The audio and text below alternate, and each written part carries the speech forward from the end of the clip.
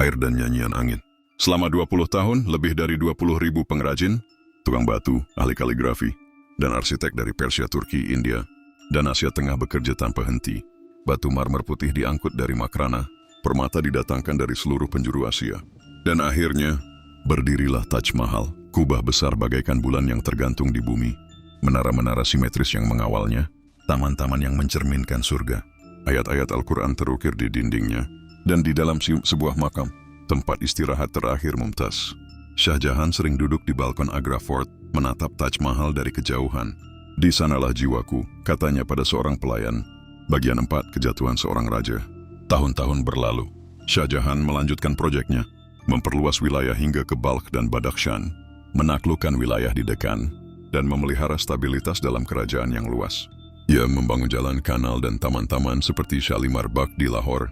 Ia menyatukan estetika Persia dengan jiwa India, menciptakan zaman keemasan arsitektur Mughal. Namun dalam istana, badai berkumpul. Putra-putranya, Dara Shikoh si filsuf, Shuja si pemberani, Murad si keras kepala, dan Aurangzeb si fanatik, saling berseteru demi takhta. Shah Jahan memilih Dara sebagai penerusnya, tapi Aurangzeb, anak ketiga yang licik dan ambisius, mengangkat senjata. Pada tahun 1658,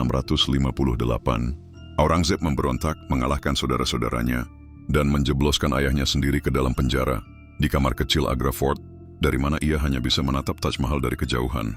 Bagian 5. Senja terakhir Sang Raja Dunia. 8 tahun Shah Jahan menghabiskan hari-harinya dalam pengasingan. Ia tak lagi memegang pedang, tak lagi mengeluarkan dikrit, tapi setiap hari ia duduk di jendela batu merah, menghadap Taj Mahal, monumen cinta dan warisannya yang tak lekang waktu. Ia menulis puisi, membaca Quran, dan mengenang masa-masa ketika istana dipenuhi tawa Mumtaz dan anak-anak mereka. Pelayan-pelayan setianya merawatnya dalam diam, tak sanggup melihat kaisar besar jatuh begitu sunyi. Pada musim dingin tahun 1666, tubuhnya mulai melemah. Dalam napas terakhirnya, ia berbisik, "Temani aku, Mumtaz."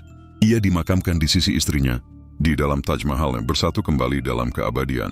2 makam berdampingan, 2 jiwa yang tak pernah dipisahkan oleh waktu atau kekuasaan. Epilog, warisan Shah Jahan. Shah Jahan bukan sekadar kaisar yang membangun monumen agung.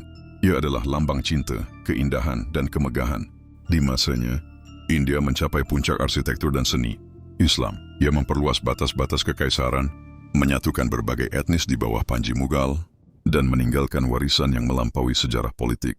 Taj Mahal tetap berdiri, memantulkan sinar bulan dan matahari, seperti kalimat cinta yang tertulis dengan marmer di langit India. Dan dalam gemerlapnya, dunia mengingat Shah Jahan,